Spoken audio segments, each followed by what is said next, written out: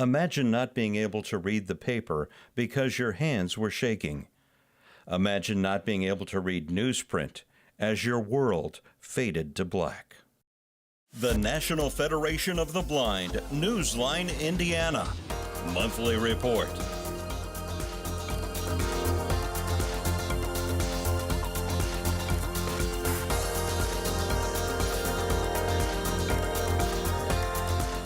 With your host, Lee Martin, and co-host, Florence Myers-McSwine.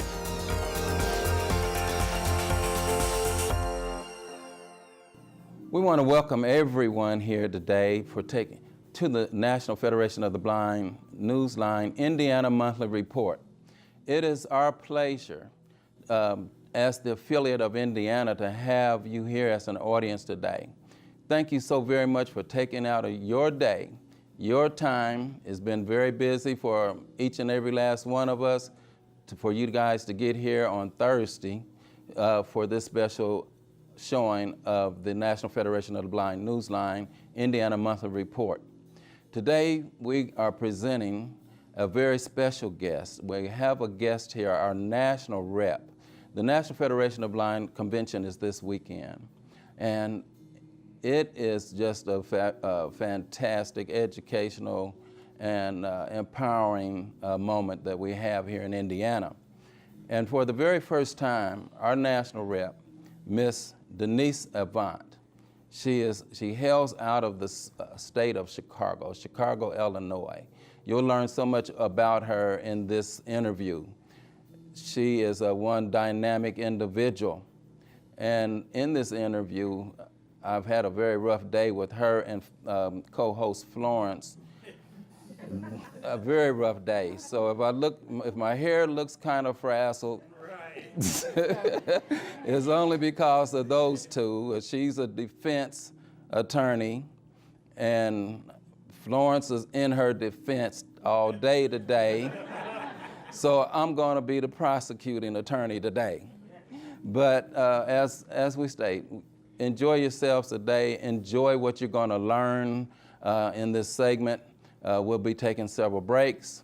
So enjoy the National Federation of the Blind Newsline Indiana Monthly Report as we move forward here in Indiana. I want to thank our president, Mr. Ronald Brown, and I do want to thank our state board members and our members and everyone in our community that has come out today. Once again, I want to also send a special thanks out to Miss Jean Brown, our First Lady. She had surgery, and she's here today. And just give her a little round of applause for that. And without any further ado, we're going to take a break, and we'll be right back here on the National Federation of the Blind Newsline Monthly Report.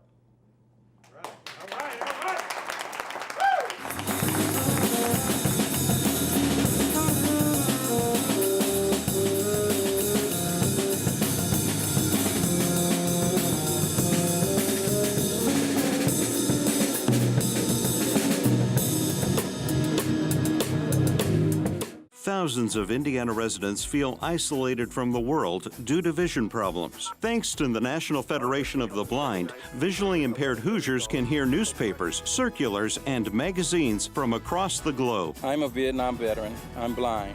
I read Stars and Stripes on NFB Newsline. Learn more by calling 855-963-6476 or visit nfbnewsline-in.org. Subscribe free to NFB Newsline. If you or someone you know is visually impaired or print challenged, the National Federation of the Blind has a resource you need. I use NFB Newsline when reading Hammond Northwest Times. Using NFB Newsline, I read the Christian Science magazine.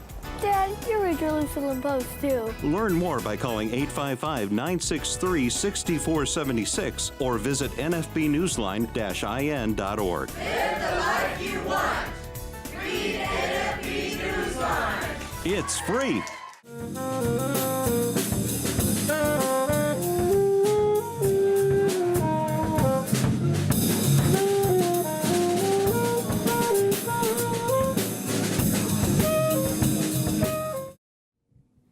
I pledge that you participate actively in the efforts of the National Federation of the Blind to achieve equality, opportunity, and security for the blind, to support the policies and programs of the Federation, and to abide by its Constitution. And I want my sister Jada Devereaux to come up here and save the brand with me. All right. Let's go, Jada. The National Federation of the Blind knows that blindness is not the characteristic that defines you or your future. Every day we raise the expectations of blind people because those expectations create obstacles between blind people and our dreams. You can live the life you want. Blindness is not what holds you back. I want to welcome you back to the National Federation of the Blind Newsline Indiana Monthly Report. And we're talking with Denise Avant from Chicago, Illinois, our national rep for the Indiana State Convention. This is our 63rd convention. And Denise, tell us something about yourself. You, when did you lose your sight?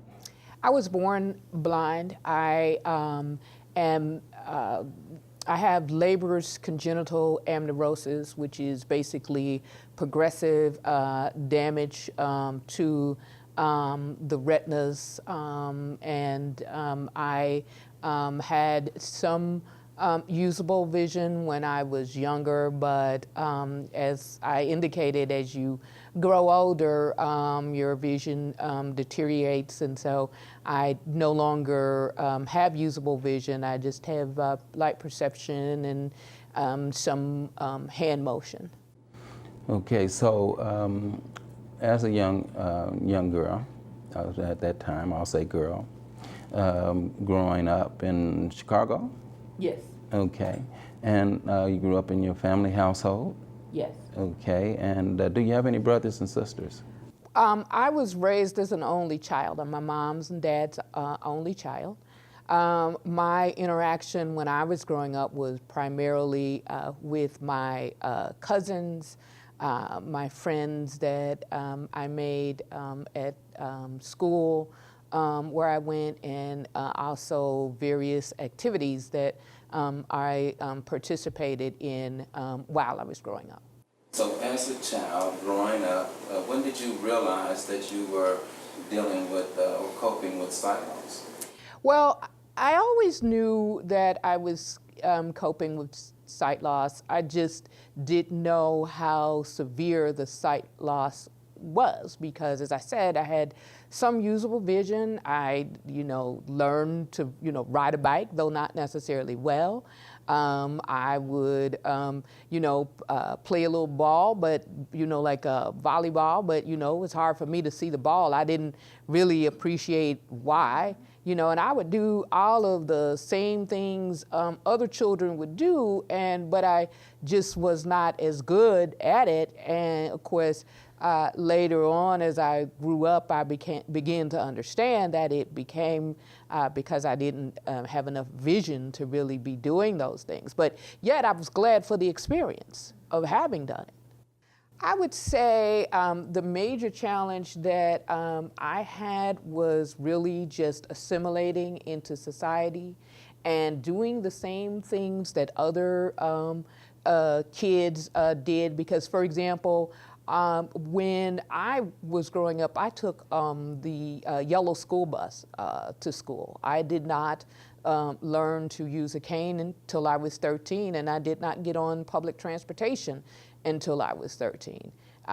When I was on the street, I stayed largely in front of the house. I, was not permitted to roam around as other children did or run down to the candy store, and I didn't understand then why that was the case, but, like I said, as I grew older, I began to understand those things. Okay, so as a child coping with blindness, do you feel right now, at this point, do you think that you were a protected child?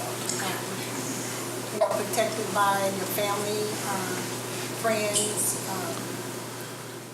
I feel that I was definitely protected by my mom, by both my grandmothers, You know, they had their expectations of me, but they, like most loving parents who don't understand blindness and don't understand, or especially not back then, the capabilities of blindness, of blind children, they would only let me do so much, you know. But then, you know, because of my vision loss, like I said, I didn't travel around the city, and I didn't go off my block without being in the company of someone until I got to be a teenager. Now, you mentioned, though, that you were introduced to the cane at 13? Yes. So, along with the cane, when were you introduced, well, were you introduced to Braille? I did not learn Braille until I went to high school. I'll explain it this way. In Chicago, if you had any usable vision at all, such that you could see print, we had two types of classrooms if you were being mainstream. So there would be one classroom, they called it the Braille classroom, that they sent kids with little or no vision, and they taught them Braille. But if you were a child like me who could see some print, no matter how difficult it was, they sent you to what was then called the sight-saving room. And they gave you large print, and you were encouraged, you know, to use your vision. And your sight-saving teacher, which is now called a TVI, well, if there were classroom assignments from your other classes that you went out to, then she would make them large so that you could be able to read them, or she would read them to you herself. But when I had really done well in school, and as I was getting older, my vision teacher said, you know, I think you're college material, but this print is only going to get smaller. You need to, she talked to my mother finally and said, you know, she needs to go to a school where she can learn Braille.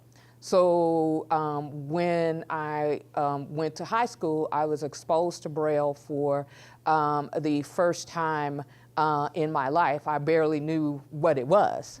So that was the first time. And so, and then it was a little overwhelming, and I didn't really take to it right away because I was trying to, you know, learn biology and algebra and, you know, high school English and all of those kinds of things. But what I did do was I took a 6-week course in the summer between freshman and sophomore year in order to learn grade 1 and grade 2. I still didn't really embrace it. I did use it in some things like labeling. You know, you have to start somewhere. And but I mainly relied on still the vision that I had and readers, because when I got to high school, we had readers in our in our study hall who would read our assignments to us. That's very interesting that you had to wait till be almost a teenager before you was introduced to Braille, where you could really study it, the advantages and disadvantages of that. And we'll talk a little bit more about that when we come back from our break. So we're getting ready to take a break on WHMB 40 here in Indianapolis, Indiana, and we'll be right back, so stick with us.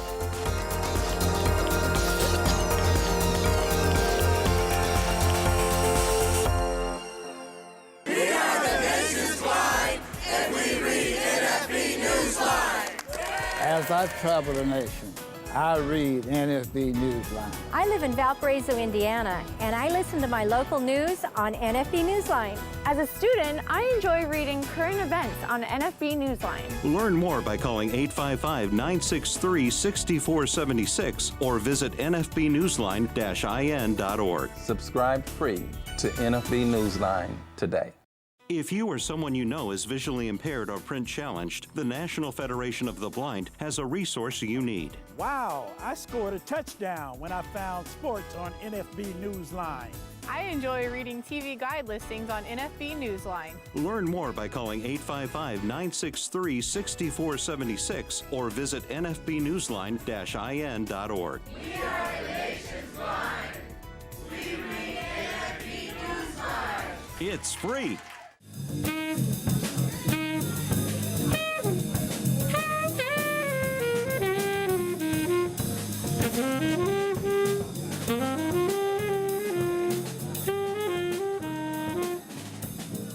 want to welcome you back to the National Federation of the Blind Newsline Indiana Monthly Report. And we have questions in our audience today. So let's go to those questions, Kelly. Okay, and your name is, sir? My name is Michael from Evansville, Indiana. And I'm just curious, Denise, being an attorney is a great accomplishment for anyone. I'm curious, what was your greatest obstacle and your greatest accomplishment? Good question. My greatest obstacle, I think, was showing people that one could actually be an appellate lawyer, because that's what I ultimately became. And when you do appellate practice, you have a lot of research.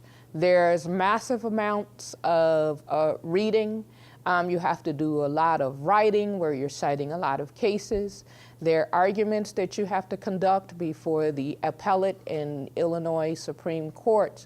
And so a lot of blind people tend to reject that because they seem to feel like they can't handle all of that reading. And thank God for the technology explosion in the 90s, because I was able to do that because of the technology explosion. And I think that one of my biggest accomplishments was the fact that I was able to work at the Office of the Public Defender for 30 years, largely in the appeals and post-conviction unit, where I had to do massive amounts of reading. And I was able to do that job and compete with my sighted peers. This is something like the question that the gentleman asked earlier. What was your biggest obstacle inside the courtroom? My biggest obstacle inside the courtroom probably would be just dealing with the other parties, and I used a reader. So my biggest obstacle was getting the judge and the assistant state's attorney to relate to me and not my reader.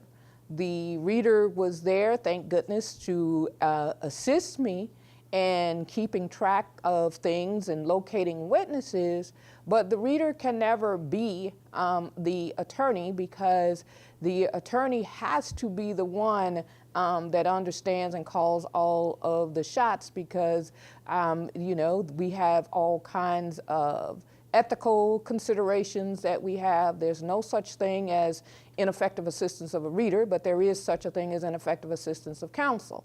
So, the biggest thing is just trying to get people to relate to you and not your reader.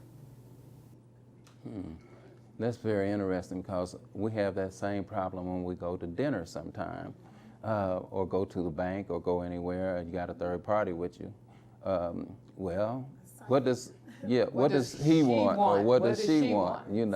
And so many times that's so degrading to us as blind citizens when we have the capability to take care of our own business and order our own food. So let that be an educational tidbit for those that are out in the viewing and listening audience of WHMB 40. Also, as a defense attorney, can we role play just for a second? Okay, I'm the person you're defending. Now, I know I stole something, or I done something wrong. Was it hard for you to defend me, knowing that? Tell me how you defend a person like that you probably thought that they did what they've been claimed that they did do, and they saying they didn't do it. So how did you defend that person? That's actually easier than what you think. Mm-hmm. Remember your role. Your role is defense counsel.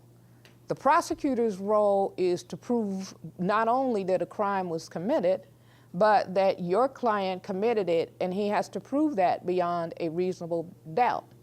It is for the judge and the jury, who are the trier of fact, to determine whether or not your client did it. So it is not up to me to determine whether you did it. All I want to know is what's your story, okay? And I want to know what evidence the state has against you so that I could fashion a defense. Now, you know, I didn't do, you know, as much trial work, but I'm sure any trial attorney would tell you that. Even on appeal or when I did post-conviction work. My role was not to really, you know, if you came and said, you know, I didn't do it, I had to, you know, investigate your case no matter what it looked like to me. Now, I had to assess it and be honest, you know, with the court and assess all the evidence and whatever I found, because I could not raise, you know, non-meritorious issues to the court, of course.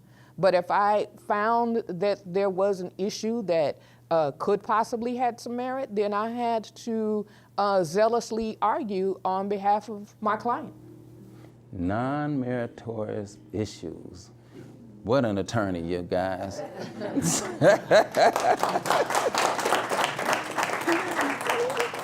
So we have 1 minute left before we end this segment, and I just wanted to ask you real quickly, and we'll come back with this on our next show.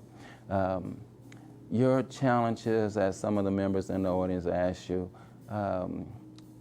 your challenges with education, though, getting to the point to where you wanted to take the law exam and all of that. What was your greatest challenge for that, you know, just getting prepared? Well, actually, well, there's two spots. There's the law school testing that we all have to do to enter into law school, and then there's the bar exam. So I don't know which one you Either are. one. Talk about the first. Which one was first to you? Well, the first one, the law school entrance exam, back then, because we're talking about the early 80s, we did not have to take that because, of course, there was low expectations. They felt that we could not take it because it was too visual for us. But thanks to the National Federation of the Blind, many people who want to go to law school are now taking that exam using reasonable accommodations.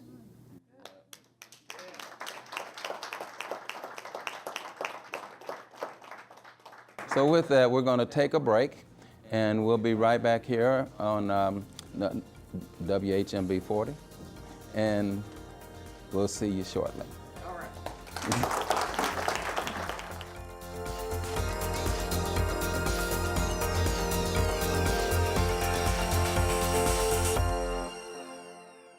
If you or someone you know is visually impaired or print challenged, the National Federation of the Blind has a resource you need. I use NFB Newsline when reading Hammond Northwest Times. Using NFB Newsline, I read the Christian Science magazine.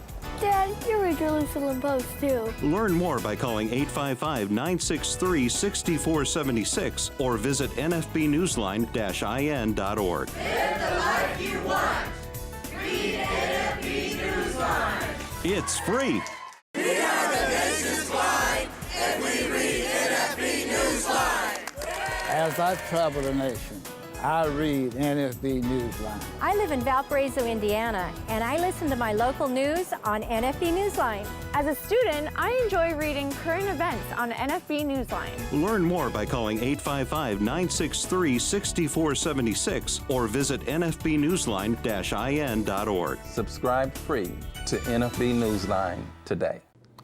Well, you've heard it from Denise about concerns and overcoming obstacles, and that she did not allow blindness to hold her back. And one thing I want to talk about, orientation and mobility training. You seem to have done quite a bit. When did you truly decide to use the white cane? Well, one day I was, I think it was in my freshman year at the University of Missouri, and I would use my cane. I wasn't, you know, but I would use it when I thought I needed it, as opposed to when I really should have had it. So to cross a street because my mobility instructor said I should do it, to walk around at night because I knew that I had night blindness and couldn't see anything at all. But other than that, I didn't use my cane. you know, and I had a folding cane. So one day I was in the bookstore, and I didn't know the bookstore, you know, very well. I knew only a segment. And all of a sudden, I started going down a flight of stairs. I didn't fall, but you know how you know, fortunately there were only 4 of them, but you know, all of a sudden you're at the bottom of these stairs and you're wondering how you got there. And at that point, I knew, because as far as I was concerned, I thought the surface was just flat. I didn't know that there were stairs. And at that point, I was like, you know what? It's time for me to get this cane out, to keep it out, and to use it. So at that point, when I was about 18 or 19, I decided that, you know, wherever I was, if I was in a strange place, any place other than my house or my workplace, that I would have my cane out and using it. And over the years, I've, you know, watched other cane travelers and how they use their cane, and, you know, and just, you know, try to develop the, you know, technique. Obviously, we all can use improvement from time to time. I may not be the best cane traveler, but, you know, I can, you know, handle myself such that I'm not a threat to my health and safety. When you received the offering to become a national board member, how did you feel? I felt very proud, very gratified, and quite frankly, it's amazing, because if you had told me back in 1975 or 85 or 95 or even 2005 that I would someday serve on the national board of the National Federation of the Blind, I wouldn't have believed you, because I was just not that connected to our movement. Wow. So congratulations on being placed onto the board, the national board of the National Federation of the Blind.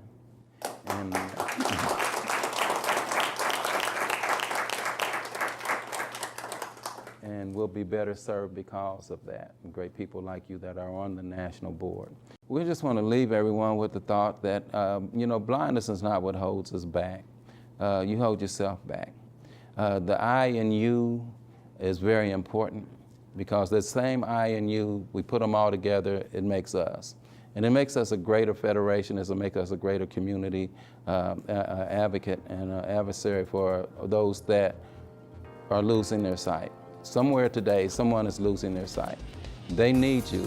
They need the I in you. They need the National Federation of the Blind.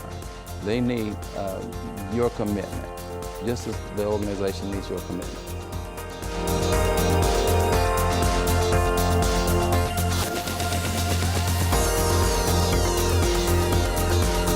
The National Federation of the Blind Indiana Monthly Report. For more information, go to nfb-in.org or call 317-205-9226. That's 317-205-9226. The National Federation of the Blind encourages you to live the life you want.